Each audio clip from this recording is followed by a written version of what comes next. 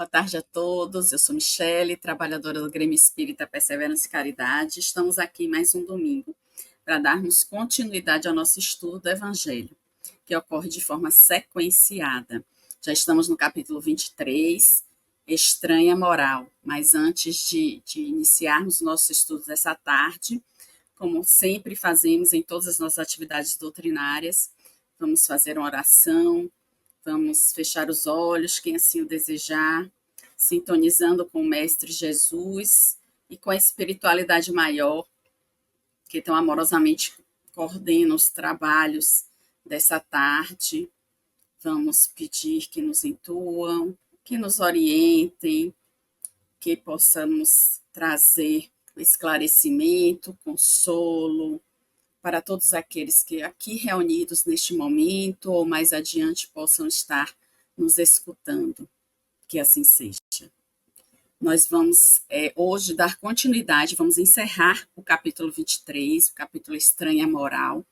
Este capítulo ele tem uma peculiaridade que ele não tem as instruções dos Espíritos, ele só tem os trechos do Novo Testamento e os comentários de Kardec.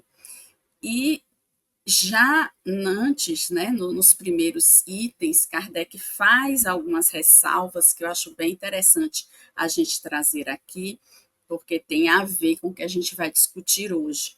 Então, Kardec ele traz, já nos primeiros itens, que não devemos interpretar o que aqui está escrito no sentido literal, do que ele dos trechos que ele traz do Novo Testamento. Diz Kardec: certas palavras atribuídas ao Cristo fazem tão singular contraste com seu modo habitual de falar que instintivamente se lhes repele o sentido literal, ou seja, já de imediato a gente deve descartar o sentido, levar ao pé da letra o que está sendo lido aqui, sem que a sublimidade da sua doutrina sofra qualquer dano. Ou seja, o Cristo, o Espírito mais puro que já habitou no nosso planeta, jamais poderia falar alguma coisa que não fosse consonante com a sua doutrina, com os seus ensinamentos. É obviamente que parte da nossa limitação enquanto espíritos impuros em processo de evolução, bilhões de anos distantes da sua grandeza, da sua sabedoria, estarmos limitados no sentido de entendimento e não o contrário. Destaca ainda Kardec que Jesus ele não escreveu nada, tudo foi escrito após a sua morte, de forma que pode muita coisa ter se perdido ou ter se confundido ali, e que a forma de disseminar esses ensinamentos era copiar, uma pessoa copiava e a outra entregava esse manuscrito para outra pessoa que também ali copiava. Então, se um erro fosse cometido em uma dessas cópias, ele seria levado ali adiante pelas outras cópias. E além disso, a restrição, porque Jesus ele usava muito dialeto siríaco, que seria uma língua irmã do aramaico, e por ser o aramaico, então, uma língua, ele tinha poucas palavras para significar, às vezes uma mesma palavra tinha muitos significados, como até hoje existe no nosso dia a dia, por exemplo, a palavra manga, que pode significar fruta e pode significar a manga da camisa. Então, muitas vezes, o que se queria dizer precisaria ser entendido o contexto daquela época, a vivência, os costumes e as tradições, porque Jesus ele vivia no Oriente Médio, era uma realidade muito diferente da nossa realidade atual. Tem um livro interessante do Kenneth Bailey, que ele era um professor de teologia, que ele viveu 40 anos no Oriente Médio, é Jesus sob a ótica do Oriente Médio, que ele traz muitas dessas nuances, porque só entendendo muito bem o contexto em que vivia Jesus, o contexto onde tudo aconteceu, nós observamos vários detalhes da fala de Jesus, das parábolas de Jesus, então isso faz toda a diferença. E Kardec corrobora com isso, falando: cumpre ao demais, se atenta aos costumes e caráter dos povos, pelo muito que influem sobre o gênio particular de seus idiomas. Então, além da questão do idioma, que era, né, o aramaico, especificamente o dialeto siríaco, que Jesus falava, sem esse conhecimento escapa a miúde o sentido verdadeiro de certas palavras. Então, a gente não conhecer, né, os costumes, não conhecer bem o idioma, a gente perde muito do contexto que foi trazido. Né? E eu acredito, eu trago aqui um trecho do que Kardec fala antes de a gente entrar no nosso item de hoje, né, que eu acho que deve ser o mote do nosso estudo dessa tarde. Diz Kardec: sem discutir as palavras, deve-se aqui procurar o pensamento, que era evidentemente este. Os interesses da vida futura prevalecem sobre todos os interesses das considerações humanas, porque esse pensamento está de acordo com a substância da doutrina de Jesus, né? E Kardec, ele ainda destaca o uso da figura de linguagem, né, um recurso muito utilizado para dar ênfase, né, aos ensinamentos na época, no Oriente Médio, que era a hipérbole, alguns chamam de hipérbole oriental, você considera o exagero e a contradição, no sentido de destacar a sua mensagem. Já vista, a mensagem era transmitida de forma verbal. Então, uma forma das pessoas memorizarem e conseguirem passar adiante aquela mensagem era justamente chamar a atenção, fosse com o contrário ou com o exagero nas suas palavras. Era uma coisa para fixar aquela mensagem na mente das pessoas e que elas pudessem levar adiante aquela mensagem. E entrando propriamente no nosso trecho de hoje, né, na sequência do capítulo Estranha Moral, a próprio título, Kardec já utiliza essa hipérbole. Estranha Moral já é um título que impacta, que nos chama a atenção. Kardec já utiliza um pouco do mesmo jeito que Jesus o fez no título do seu capítulo. E nosso item é: não vim trazer a paz, mas a divisão. No item 9, para quem está acompanhando, eu não vou ler todos os itens, porque são muitos itens, eu vou destacar aqui alguns trechos, mas vou trazer na íntegra os versículos. No item 9, Mateus 10, 34 a 36, diz: não penseis que eu tenha vindo trazer a paz à terra. Não vim trazer a paz, mas a espada. Porquanto vim separar de seu pai o filho, de sua mãe a filha, de sua sogra a nora. E o homem terá por inimigos os de sua própria casa. No item 10, Kardec nos traz: vim para lançar fogo à terra. É que o que desejo, senão que ele se acenda, tenho de ser batizado com o batismo, e quando me sinto desejoso que ele se cumpra. Kardec traz Lucas 12, 49 a 53. Julgais que eu tenha vindo trazer paz à terra? Não, eu vos confirmo ao contrário. Vim trazer a divisão, pois doravante, se acharem numa casa 5 pessoas, estarão elas divididas umas contra as outras, 3 contra 2 e 2 contra 3. O pai estará em divisão com o filho e o filho com a mãe, a filha com a mãe, a sogra com a nora e a nora com a sogra. Então, um conhecedor do Novo Testamento, né, já pode para a gente usar um termo que o próprio Kardec utilizou aqui, já pode estranhar, né, como Jesus fala isso em Mateus e Lucas. Então, obviamente, se os dois evangelistas nos trouxeram essa mesma mensagem, é porque, de fato, ela foi dita por Jesus. E mais adiante, ele fala em João, né, deixo a paz a vocês, a minha paz dou a vocês, não a dou como o mundo a dá. Não se perturbe o vosso coração, nem tenham medo. Então, a uma primeira vista, parece uma contradição que Jesus primeiro traga: não vim trazer a paz, e em João ele diz: a minha paz eu vos dou. Né? E ainda quando Pedro corta a orelha de Malco, do soldado, né, com a espada, também João 18, 10, 11, ele destaca, né? Jesus diz: embainha tua espada, pois todos os que empunham a espada morrerão. Também parece contraditório quando ele diz que não vim trazer a paz, mas a espada. Né? E Kardec, já nos seus comentários, no item 11, ele traz isso daí, quando ele diz: será mesmo possível que Jesus, a personificação da doçura e da bondade, que não cessou de pregar o amor ao próximo, haja dito: não vim trazer a paz, mas a espada. Vim separar o pai do filho, o esposo a esposa, vim lançar fogo à terra e tenho pressa de que ele se acenda. Não estarão estas palavras em contradição flagrante com os seus ensinos? Não haverá blasfêmia em lhe atribuírem a linguagem de um conquistador sanguinário e devastador? E Kardec mesmo responde ao questionamento. Não, não há blasfêmia, nem contradição nessas palavras, pois foi mesmo ele quem as pronunciou e elas dão testemunho da sua alta sabedoria. Apenas um pouco equívoca, a forma não lhe exprime com exatidão o pensamento, o que deu lugar a que se enganassem relativamente o verdadeiro sentido delas. Tomadas à letra, como a gente já viu que não deve fazer aqui, tenderiam a transformar a sua missão toda de paz noutra de perturbação, discórdia, consequência absurda que o bom senso repele, porquanto Jesus não podia desmentir-se. Kardec pede para que a gente remonte o capítulo 14, no item 6, onde ele comenta: singulares parecem algumas palavras de Jesus, por contrastarem com a sua bondade e a sua inalterável benevolência para com todos. Os incrédulos não deixaram de tirar daí uma arma, pretendendo que ele se contradizia.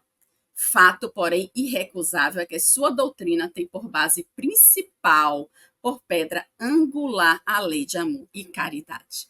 Ora, não é possível que ele destruísse de um lado o que o outro estabelecia, donde essa consequência rigorosa, se certas proposições suas se acham em contradição com aquele princípio básico, é que suas palavras, se lhe atribuem, foram mal reproduzidas ou mal compreendidas, ou não são suas, é aquilo que eu trouxe no início. Nós, seres, né, espíritos imperfeitos, muitas vezes não temos a condição, não temos o conhecimento para interpretar com propriedade as palavras de Jesus, o Espírito mais puro que já habitou entre nós. E Emmanuel é um consolador, ele nos ajuda na interpretação dessas passagens, na questão 304, quando ele é perguntado: qual é o espírito dessas letras? Não cuideis que vim trazer a paz, não vinha trazer a paz, mas a espada. Todos, responde Emmanuel, todos os símbolos do evangelho, dado o meio que desabrocharam, são quase sempre fortes e incisivos. Jesus não veio trazer ao mundo palavra de contemporização com as fraquezas do homem, mas a centelha de luz para que a criatura humana se iluminasse para os planos divinos. E a lição sublime do Cristo, ainda sempre, pode ser reconhecida como a espada renovadora com a qual deve o homem lutar consigo mesmo, extirpando os velhos inimigos do seu coração, sempre capitaneados pela ignorância e pela vaidade, pelo egoísmo e pelo orgulho. E ainda na 305, seguem perguntando: a afirmativa do mestre, porque eu vim pôr em dissensão o homem contra seu pai, a filha contra sua mãe, a nora contra sua sogra. Como deve ser compreendida em espírito e em verdade? Ainda aqui temos de considerar a feição antiga do hebraico, que a gente trouxe mais cedo, né? A questão do siríaco e do aramaico, com a sua maneira vigorosa de expressão, a hipérbole, né? Aquela hipérbole oriental que já comentamos. Seria absurdo admitir que o Senhor viesse estabelecer a perturbação no sagrado instituto da família humana, nas suas elevadas expressões afetivas, diz Emmanuel, mas sim que os seus ensinamentos consoladores seriam o fermento divino das opiniões, estabelecendo os movimentos naturais das ideias renovadoras, fazendo luz no íntimo de cada um, pelo esforço próprio, para a felicidade de todos os corações. E vamos voltar ao nosso evangelho nos comentários de Kardec. Eu vou ler alguns trechos, destacar alguns trechos, porque são muitos, e aí eu sugiro que vocês leiam todo o capítulo, os itens completos em casa, né? Então, no item 12, Kardec diz: toda ideia nova, né, como citando, se referindo à doutrina de Jesus, forçosamente encontra oposição nenhuma há que se implante sem lutas. Ora, nesses casos, a resistência é sempre proporcional à importância dos resultados previstos, porque quanto maior ela é, tanto mais numerosos os interesses que fere. Assim, pois, à medida da importância dos resultados de uma ideia nova, a ideia do Cristo, no caso, se encontra na emoção que o seu aparecimento causa, na violência da oposição que provoca, bem como no grau e na persistência da ira dos seus adversários. No item 13, Kardec segue: Jesus vinha proclamar uma doutrina que solaparia pela base os abusos de que viviam os fariseus, os escribas e os sacerdotes do seu tempo. Imolaram-no, portanto, certos de que matando o homem matariam a ideia. Né? E, contudo, a ideia de Jesus ela vive até hoje, que mais de 2000 anos após o seu desencarne, nós estamos aqui discutindo as suas ideias. Esta, porém, sobreviveu porque era verdadeira, engrandeceu-se porque correspondia aos desígnios de Deus, diz Kardec. Lutas das mais terríveis esperavam a isso pelos seus próprios apóstolos, né? Já que sabemos que todos, exceto João, tiveram mortes violentas, os apóstolos de Jesus. Foram inumeráveis as vítimas. A ideia, no entanto, avolumou-se e sempre triunfou, porque como verdade sobrelevava as que a precederam.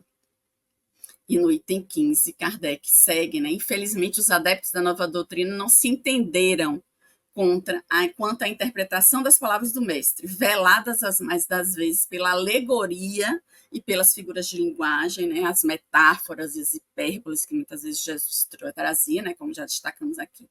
Daí, o nascerem sem demora numerosas seitas, pretendendo todas possuir exclusivamente a verdade, e não bastarem 18 séculos para as pô-las de acordo, esquecendo o mais importante, os preceitos divinos, o que Jesus colocou por pedra angular de seu edifício e como condição expressa da salvação, a caridade, a fraternidade e o amor ao próximo.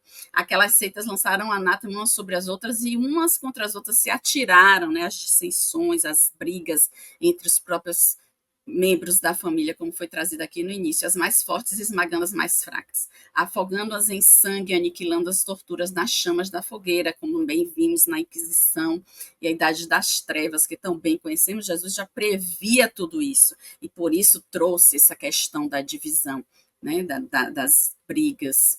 Cabe a culpa à doutrina do Cristo? Pergunta Kardec. Não, de certo que ela formalmente condena toda a violência. Disse ele alguma vez a seus discípulos: ide, matai, massacrai, queimai os que não creram como vós? Não. O que, ao contrário, lhe disse foi: todos os homens são irmãos e Deus é soberanamente misericordioso. Amai o vosso próximo, amai os vossos inimigos, fazei o bem aos que vos perseguem. Disse-lhe outro sim: quem matar com a espada, pela espada perecerá, como eu trouxe logo no início, na passagem do soldado Malco. A responsabilidade, portanto, não pertence à doutrina de Jesus, diz Kardec, mas aos que a interpretaram falsamente e a transformaram em instrumento próprio. Ali satisfazer as paixões pertence aos que desprezam estas palavras. Meu reino não é deste mundo. E no item 16, quando Jesus declara: não creais que eu tenha vindo trazer a paz, mas sim a divisão, nos esclarece Kardec, seu pensamento era esse: não creais que a minha doutrina se estabeleça pacificamente. Ela traz lutas sangrentas, tendo por pretexto meu nome, porque os homens não me terão compreendido ou não me terão querido compreender. Os irmãos, separados pelas suas respectivas crenças, desembainharão a espada um contra o outro, e a divisão reinará no seio de uma mesma família, cujos membros não partilham da mesma crença. Explica Kardec ainda: vi lançar fogo à terra para expungi-la dos erros e dos preconceitos, do mesmo modo que se põe fogo a um campo para dele destruir as ervas más. E tenho pressa que o fogo se acenda, para que a depuração seja mais rápida, visto que do conflito sairá triunfante a verdade. A guerra sucederá a paz. Ao ódio dos partidos, a fraternidade universal, às trevas do fanatismo, à luz da fé esclarecida. Então, quando o campo estiver preparado, eu vos enviarei o Consolador, o Espírito de verdade, que virá restabelecer todas as coisas. E Emmanuel, ele nos traz ainda, né, em sua visão da paz que Jesus fala, né, em Mateus 10:32, não cuideis que vim trazer a paz à terra, não vim trazer a paz, mas a espada, no livro Caminho, Verdade e Vida, no capítulo 104, quando ele fala da espada simbólica, né, o conceito de paz entre os homens, diz Emmanuel, desde muitos séculos foi visceralmente viciado. Na expressão comum, ter paz significa haver atingido garantias exteriores, dentro das quais possa o corpo vegetar sem cuidados, rodeando-se o homem de servidores, apodrecendo na ociosidade, ausentando-se dos movimentos da vida. Ou seja, quando é que eu acho que eu estou em paz? Eu me considero em paz quando eu tenho um emprego onde todos me tratam bem, onde eu tenho uma vida financeira boa, estável, onde tanto eu como os membros da minha família estão bem, estão saudáveis, né? Mas não é essa paz que Jesus veio trazer para a gente, quando ele diz, eu não vim trazer a paz, né? Essa paz que nós queremos, como diz Emmanuel, né? da ociosidade, ausentando-nos dos movimentos da vida, né? Deixando ali apenas como meros assistindo o que acontece ao nosso redor, né? Jesus segue Emmanuel, Jesus trouxe consigo a luta regeneradora, a espada simbólica do conhecimento interior pela revelação divina, a fim de que o homem inicie a batalha do aperfeiçoamento em si mesmo. Ou seja, essa luta, essa divisão pela perspectiva de Emmanuel, ela ocorre dentro de nós mesmos, contra os nossos vícios, contra os nossos defeitos, né, no sentido da gente matar, entre aspas, o homem velho e construir uma nova criatura. Né? E seguindo ainda no texto de Emmanuel, buscar a mentirosa paz da ociosidade é desviar-se da luz, fugindo a vida verdadeira, no caso, e precipitando a morte, ou seja, a morte da vida espiritual, a morte da vida espiritual. E em Ceifa de Luz, ainda no capítulo A Lição da Espada, Emmanuel ainda nos diz, com Jesus, no entanto, a espada é diferente. Voltada para o seio da terra, representa a cruz em que ele mesmo prestou o testemunho supremo do sacrifício e da morte, pelo bem de todos, né? Porque quando a gente vira a espada de cabeça para baixo, né, e a enterramos na terra, onde é essa terra, dentro de nós mesmos, ela assume o formato de uma cruz, é isso que diz Emmanuel aqui. E essa terra somos nós, né, nosso interior assumindo a nossa própria cruz e seguindo com o Cristo. Né? Assim, diz ainda Emmanuel, recebeste a espada simbólica que o Mestre nos trouxe à vida. Lembra-te de que a batalha instituída pela lição do Senhor permanece viva e rija dentro de nós, a fim de que, ensarrilhando sobre o pretérito a espada de nossa antiga insensatez, ou seja, enterrando a espada em nosso passado, venhamos a convertê-la na cruz redentora. Ela toma a forma de cruz, em que combatemos os inimigos de nossa paz ocultos em nosso próprio eu, em forma de orgulho, intemperança, egoísmo e animalidade. Esses são os nossos verdadeiros inimigos, com quem nós devemos travar a nossa batalha, consumindo-os ao preço de nossa própria consagração à felicidade dos outros, ou seja, o amor ao próximo. Única estrada suscetível de conduzir-nos ao império definitivo da grande luz. E já encerrando com as sábias palavras de Joana sobre esse tema, em total consonância com Emmanuel, no livro Jesus e o Evangelho, né, no capítulo Espada e Paz, de Joana, literalmente, Jesus separa pais de filhos, cônjuges, irmãos, momentaneamente, quando alguns se opõem à decisão daqueles que se entregarem às transformações morais apresentadas ao trabalho de abnegação em favor do próximo, aos compromissos de construir um mundo de solidariedade que surgirá dos escombros da sociedade rica de moedas e pobre de sentimentos de fraternidade. Mas essa ocorrência seria também a ponte que traria de volta aqueles mesmos que os expulsassem, quando a sua sombra cedesse lugar ao conhecimento dos legítimos valores humanos e sociais, auxiliando-nos da legítima fraternidade, que, em vez de impor os laços de família consanguínea, estabelecem como fundamentais aquele da fraternidade universal. Não penseis, pois, que eu vim trazer a paz, essa modorrenta paz que é feita de ócio e cansaço, mas a paz dinâmica e gloriosa que é conquistada com a espada flamejante da autoconsciência que dilui a sombra teimosa. E termina Joana, a espada, por fim, favorecerá a verdadeira paz. E aqui a gente encerra, eu passei um pouquinho do tempo, porque eram muitos itens, meu capítulo era extenso, mas espero que tenha sido proveitoso o nosso estudo. E vamos mais uma vez assumir uma postura de aquietar a mente, respirar, fechar os olhos, quem assim o desejar, sintonizando com o Mestre Jesus e agradecendo por mais um momento de partilha, onde podemos meditar nas palavras do Cristo, onde podemos nos aprofundar nos seus ensinamentos.